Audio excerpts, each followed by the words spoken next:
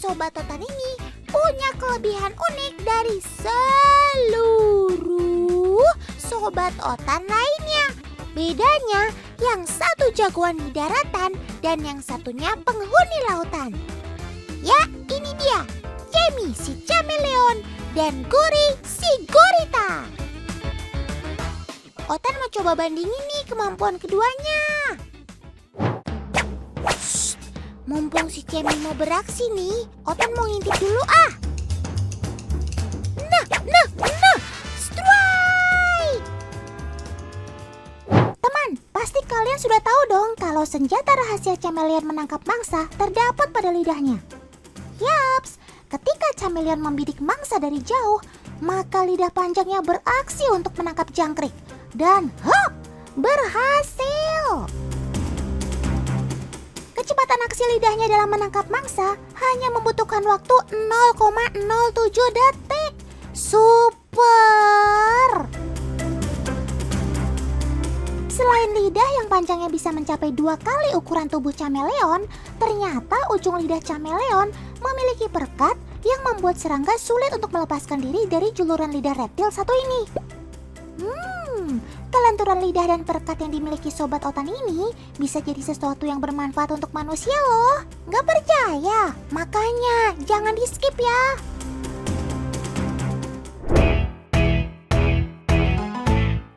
Heads, Guri si Gurita nggak mau kalah teman. Soal berburu, bahkan dia sangat pintar. Guri mampu membuka tutup toples untuk mendapatkan mangsa buruannya. Maklum teman, Gurita memiliki 8 otak kecil yang ada di masing-masing tentakelnya. Dan tentakelnya ini adalah senjata yang super lengket. Kalau sudah tertangkap tangan mautnya ini, mustahil lepas. Secara prinsip, lengketnya lidah pada Chameleon dan tentakel dari si Gurita ternyata bisa berguna untuk kehidupan sehari-hari teman. Contohnya seperti fungsi pada gel pembersih ini. Gel atau bisa disebut dengan slime pembersih ini punya tekstur yang elastis banget dan lembab. Manfaat benda ini untuk membersihkan daerah-daerah yang sulit dijangkau seperti sela-sela keyboard laptop. Nah, salah satu bahan dasar slime terbuat dari lem. Makanya ia punya daya rekat yang bisa mengambil kotoran atau debu di tempat terpencil. Gimana? Betty alias beda tipis kan sama lidah si Cemi? Yeay, praktis banget. Sekarang laptop Kak Virgi udah bersih lagi deh. Oke. Skor untuk kemampuan berburu juga senjata lengketnya Cemi 1 angka. Guri juga 1 angka. Woohoo!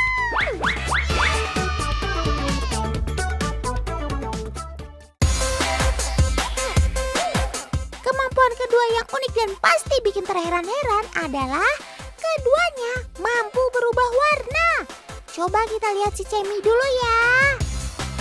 Hal pertama yang harus teman di rumah tahu bahwa Chameleon merubah warna tubuhnya bukan sebagai kamuflase atau pertahanan diri dari musuh. Tapi ini dia alasannya. Pertama, sinar matahari. Chameleon bisa berubah warna karena faktor sinar matahari. Pantulan dari sinar matahari akan mengubah warna kulit reptil ini. Faktor kedua yaitu suhu. Saat suhu dingin, justru warna Chameleon akan lebih gelap agar dapat menyerap panas.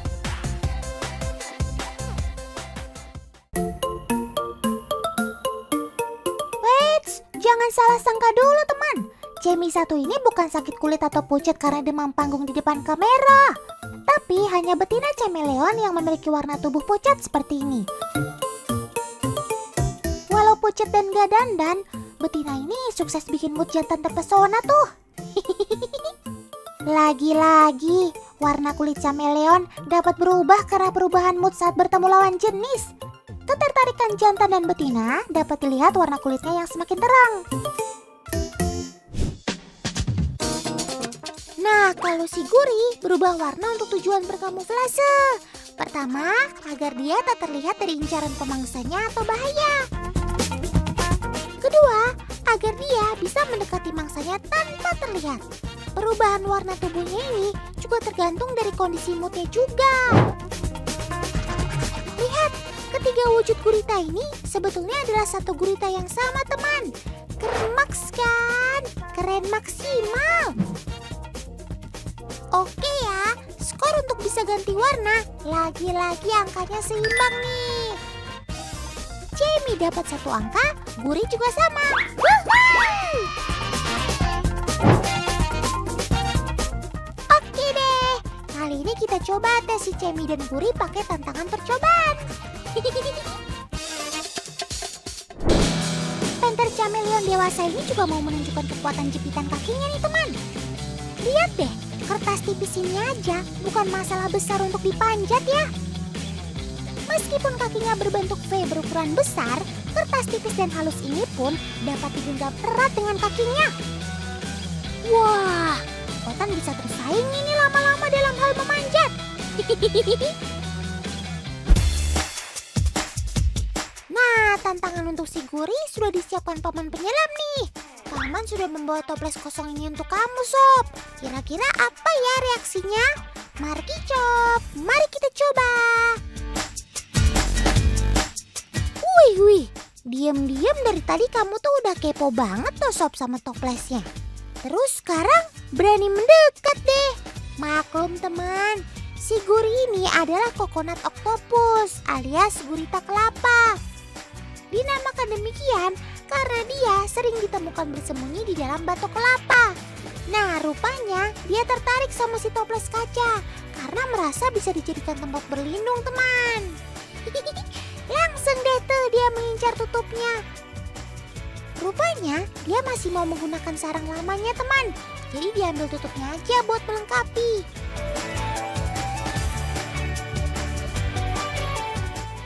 Ya, lepas ditutupnya, Sob. Sekarang kamu galau ya? Mau pilih sarang baru yang mana, ayo?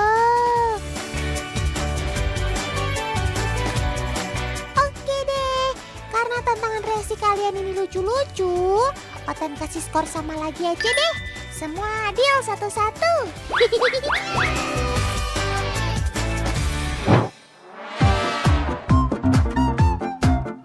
Udah deh kalau gitu, Otan bikin ujian keempatnya gini aja. Siapa yang bisa bikin Otan ketawa ngakak, Otan kasih nilai. Setuju ya? Coba Sob, kamu dulu ya.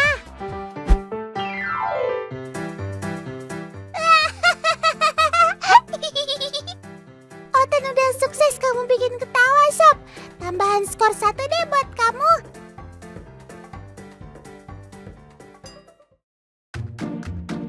Nah, sekarang kira-kira si Guri mampu nggak ya bikin hal lucu yang bisa bikin Otan ketawa? Guri, kamu di mana?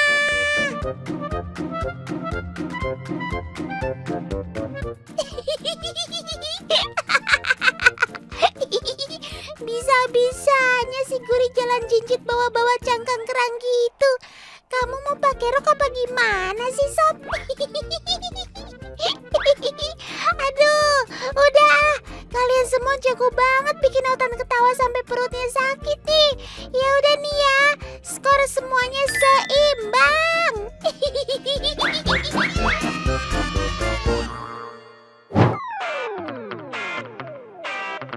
Teman, mata chameleon memang gak main-main hebatnya. Bisa melihat 360 derajat. Saat ia sedang mencari makan, bunglon satu ini dapat melihat mangsa hingga jarak 10 meter. Bukan cuma jarak pandangnya yang jauh, tapi chameleon bisa menentukan fokus penglihatan hanya dengan satu mata saja, atau disebut dengan fokus monokular. Cakep!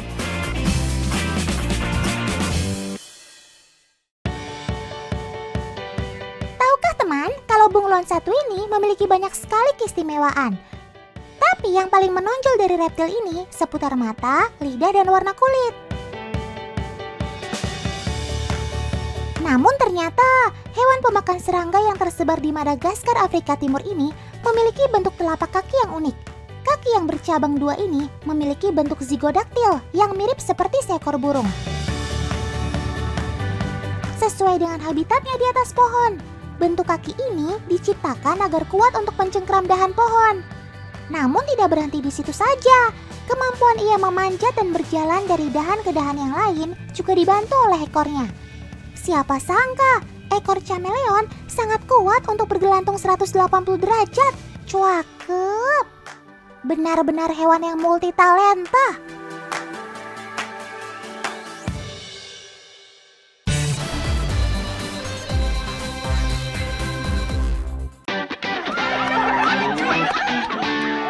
Dirgahayu Republik Indonesia Merdeka!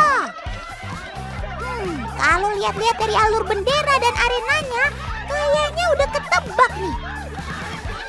Ada lomba apa? Tarik tombak!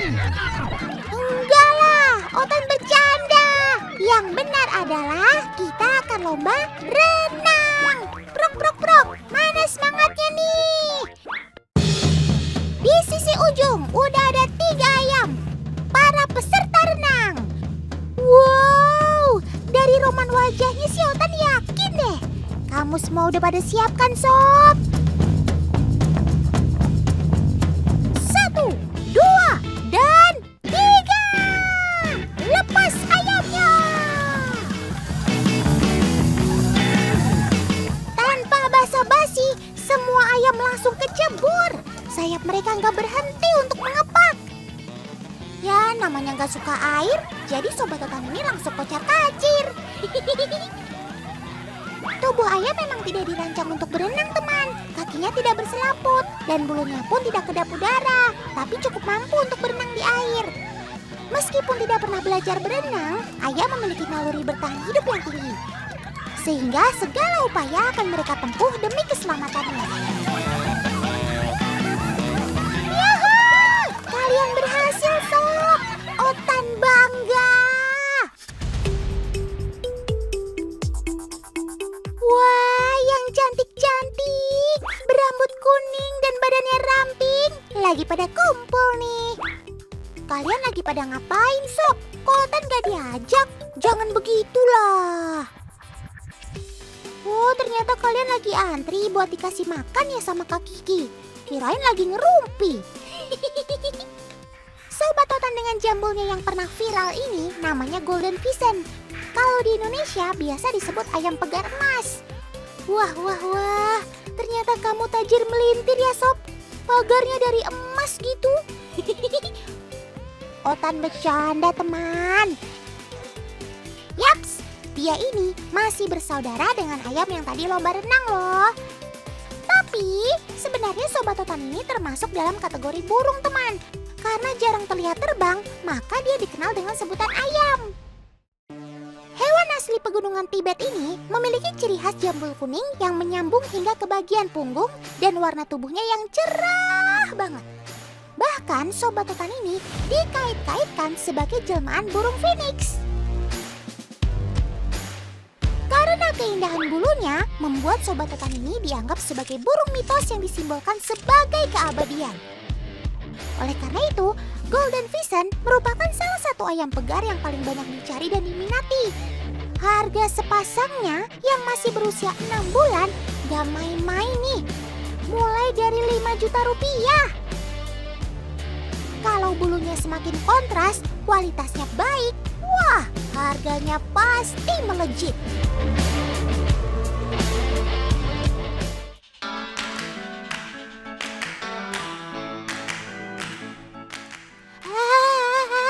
Apa? Kok bisa? Radar kamu hebat banget, Sob. Dalam hitungan detik, lihat kakak cantik, ekor kamu udah langsung mengembang.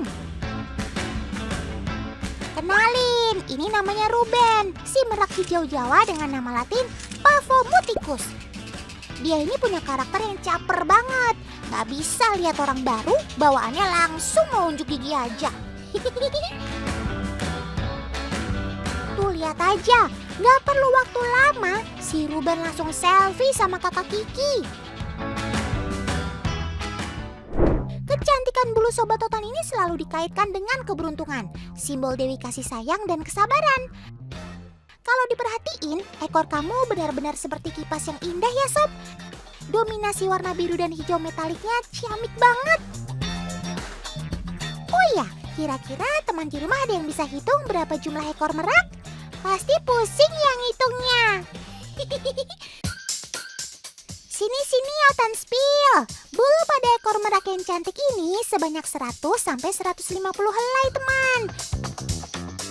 Ia dapat mengembangkan ekornya hingga puluhan kali loh dalam sehari.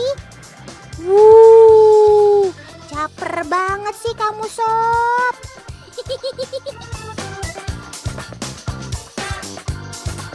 Oh ya teman, sobat otan ini adalah hewan endemik Pulau Jawa. Ciri khasnya ada di bulunya yang hijau metalik. Sayangnya populasinya kian hari kian menurun drastis. Penyebabnya karena lahan habitat yang makin tergerus dan praktik perburuan. Sebenarnya untuk menangkarkan merak hijau Jawa itu bisa saja teman. Seperti merak-merak di sini, semua ditangkarkan dengan persetujuan dari Balai Konservasi. Merak yang berhasil ditangkarkan juga nggak boleh dijual, kecuali ia adalah generasi F2 atau turunan tingkat kedua merak yang asli dari alam. Jadi nggak asal langsung pelihara ya, harus melalui prosedur.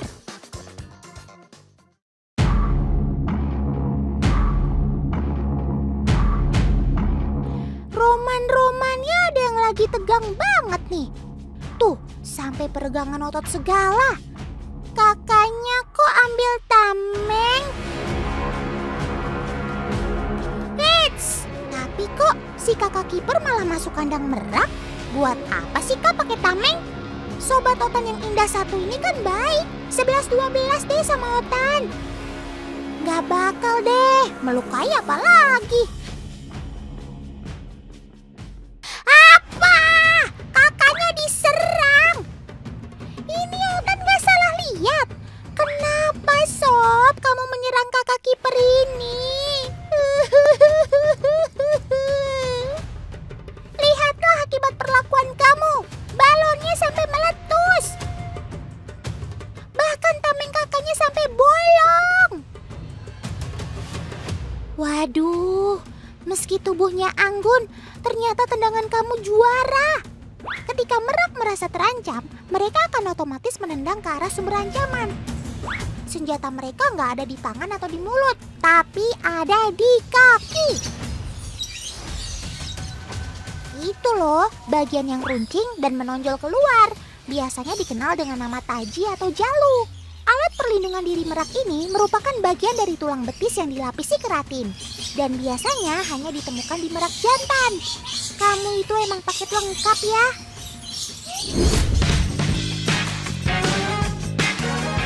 Teman-teman, mari merapat di sini. Otan punya info yang penting banget.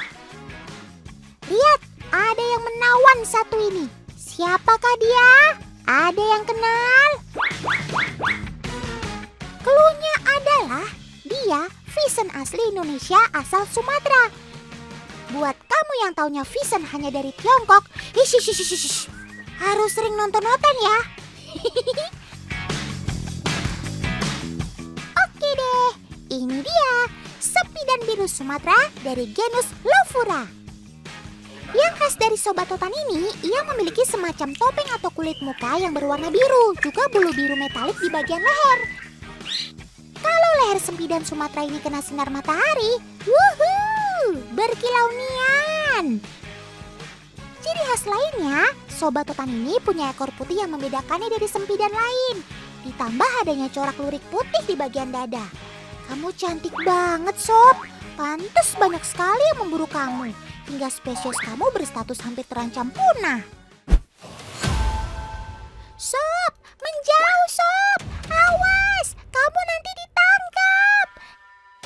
Jangan tertipu dengan jentikan jari, Sob. Itu tidak ada makanannya. Minggir. Loh, kok kamu malah ikrip bingit? Ya ampun. Otan kira itu paman pemburu. Ternyata dia yang punya farm ini. Meski tergolong ayam hutan, sobat otan yang bernama Zoro ini udah gak takut sama manusia. itu. Mendengar ada jentikan tangan, Zoro langsung menghampiri sang pemilik. Gak ada tuh rasa takut-takutnya. Saking jinaknya, sempidan biru Sumatera ini otomatis mendekat loh kalau ada orang baru. Apalagi mereka yang masuk teritorinya, langsung disamperin.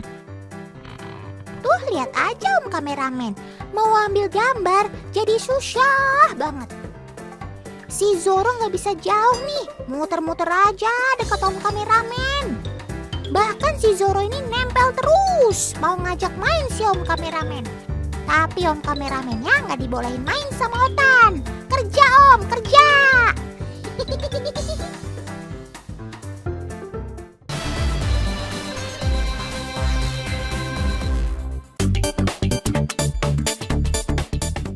Penonton, Abang Po encang-encing nyak babe dan semuanya sini merapat di mari. Karena Otan punya info yang unik.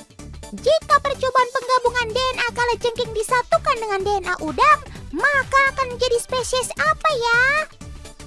Secara keduanya bukan dari kerabat yang dekat dan hidupnya pun beda alam.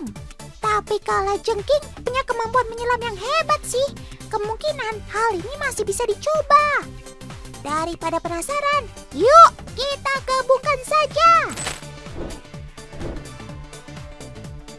Apa? Yang benar aja. Kalau ini sih nggak perlu eksperimen. Ya masa jadinya lobster? Ada-ada aja deh.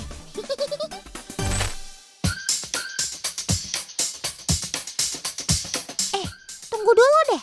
Tapi kok warna mereka cantik-cantik gini ya? Otan ingat.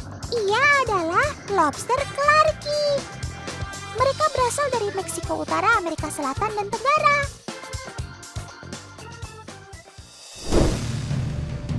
Loh, ngapain kamu di sini, Sob? Astaga, biawaknya masuk kolam, teman. Tolong, bisa-bisa lobster jadi santapan empuk si reptil rakus ini.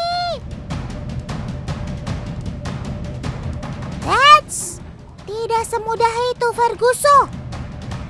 Ternyata si Clarky memberikan perlawanan. Ia nggak mau wilayahnya terusik ataupun mendapat gangguan. Meski ukuran mereka lebih kecil dari biawak, tapi jiwa petarungnya sangat tinggi demi menjaga kelompoknya.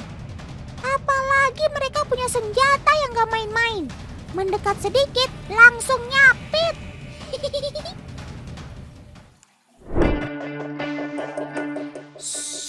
Jangan berisik, teman.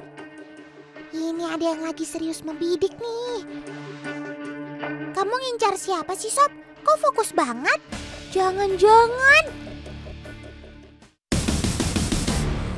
Wah, bener dugaan Otan. Kamu ngincar kawanan kamu sendiri.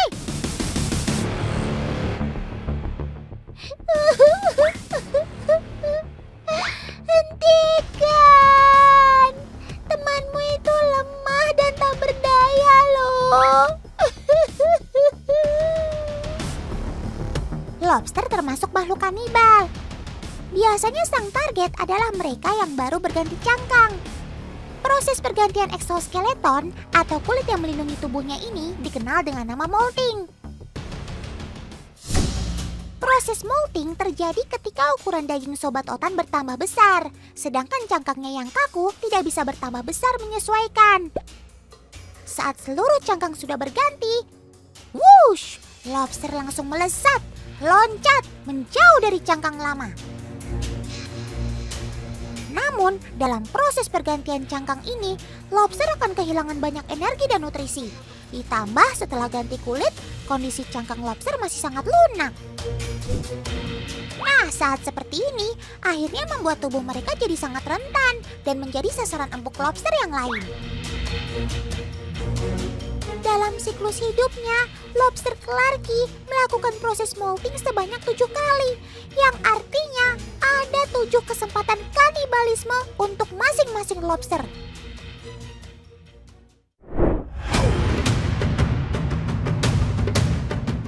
Loh, jangan berkelahi. Ilahi sob, sudah. Kita selesaikan dengan baik-baik ya. Caranya beginilah. Oke, di sebelah kanan sudah bersiap tim putih. Sebelah kiri ada tim merah. Mana tepuk tangannya? Mari sob, kita akhiri semua masalah secara jantan. Kita lomba panjat kayu. Di bagian atas sudah tergantung rapi sebuah hadiah yang disukai oleh lobster Clarky, yakni daging segar yang pastinya akan mengundang respon sobat totan bercangkang ini. Oke lah teman, kamu mendukung yang mana nih?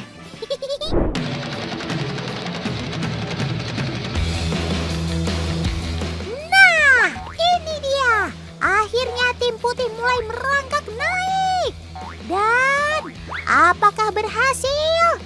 Yaps! Tim putih berhasil mendapatkan hadiah terbaiknya. Teman, tahu nggak apa yang membuat lobster ini tahu lokasi hadiahnya? Betul!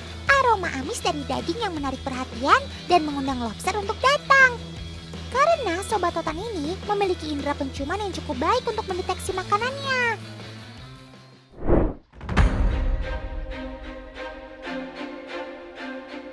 Sepertinya sedang ada yang sedang dicari sama paman nih. Totan jadi curiga. Apa ya yang diincar paman? Nggak salah lagi. Paman mau ambil lobster Clarky ya? Jangan ganggu sobat totan, paman. Tapi kok yang dibawa malah bambu? Jadi begini teman, bambu itu tempatnya lobster untuk bertelur. Agar aman dari predator, para induk akan mencari tempat persembunyian. Karena kalau bertemu, waduh, bayi-bayi lobster ini yang akan terancam dan dimangsa.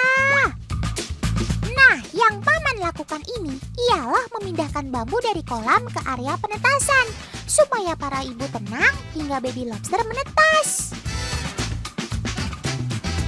Mamah lobster akan melengkungkan perutnya untuk menyimpan telur di sana. Saat telur menetas pun, induk akan tetap mengasuh benih anakan di perutnya. Proses ini biasanya terjadi selama 21 hari. Setelah itu, baru deh anakan bisa lepas untuk bebas mencari makannya sendiri.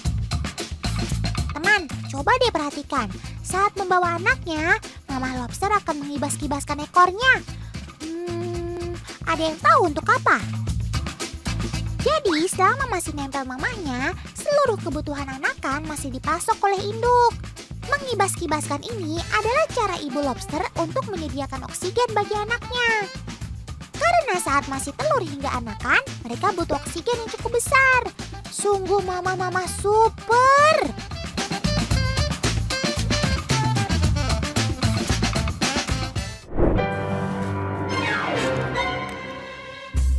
Loh, Sob, kok kamu di pasir begini? Nanti kamu dicari kawananmu loh. Ayo Sob, kembali ke habitatmu. Otan takut kamu nanti ketemu. Tuh kan, bener aja. Ada kucing. Kemon Sob, ayo lari. Kok lari sih? Kamu kan gak bisa lari ya, tapi jagonya menggali ya. Cara gerakmu aja harus gantian antara capit dan kaki. Pokoknya ayo selamatkan dirimu.